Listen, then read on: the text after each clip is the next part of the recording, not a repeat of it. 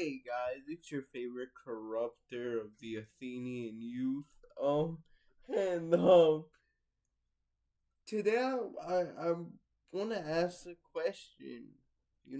Was Socrates a troll? And I think the answer is yes, but it's not necessarily a short yes. So let's get one thing out of the way, and you're gonna ask why is this important? Well, you'll see. But number one, Socrates was ugly, man. If Socrates was real, and let's assume for the sake of argument he was like ugly, bro. Like, you know, people in Plato's dialogue, lots of people say he's annoying and that he's looks like a swordfish. So yeah, first and foremost, Socrates was sub 5. That's already not a good sign. And the reason is that if you guys think that looks determine a lot about the way people treat you today, back then it was literally a part of the Greek concept of physiognomy, where the way you looked was intrinsically uh tied to your character. Not in the same way where we today sort of acknowledge it as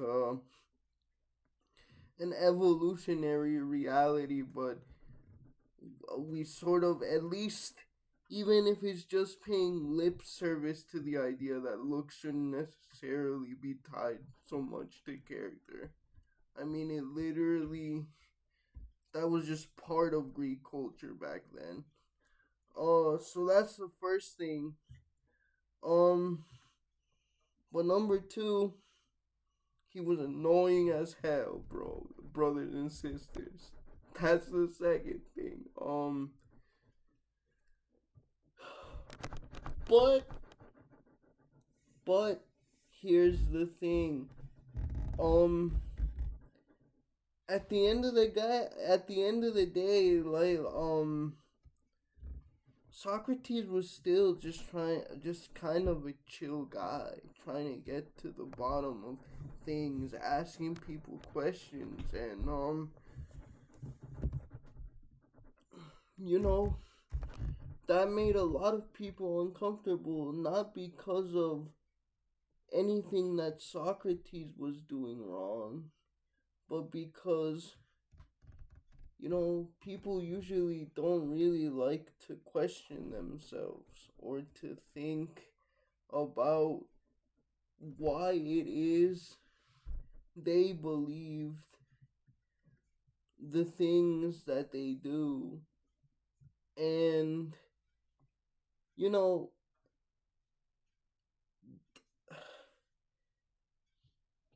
you could reasonably say that, well, Socrates was sort of a scoundrel because he led people in certain ways. And I do believe that's true because if you think about it, he claimed to know nothing, but to know nothing is a something. His his genius was not necessarily, I think, whether he knew something or not. It was in his method of teasing people in such a way or annoying them in such a way to where they could figure things out on their own. And that's where the particular irony of Socrates comes in.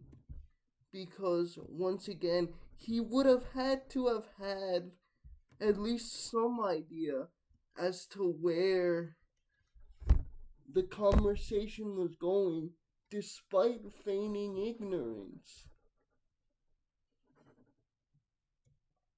Um, and that's really what I think distinguishes Socrates the troll from Socrates as compared to the trolls that we have today on the internet. The trolls today on the internet are just trying to get a rise out of people. They're not using their trolling to try to lead people to consider other perspectives or other views.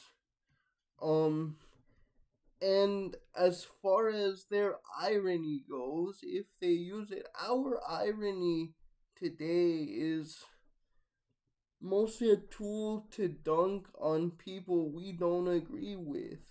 Whereas the Socratic irony within it, if you really think about it, what differentiates it from the type of irony, post truth that we have today is that it has an implicit faith that the participants, the interlocutors of the Socratic dialogue, can come out better. That's what's missing in our irony today.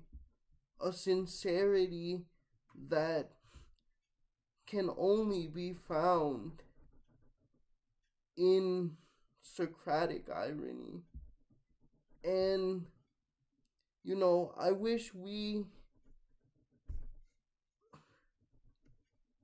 thought, we thought about and we used that more sincere irony, that more sincere leading of people into and out of subjects.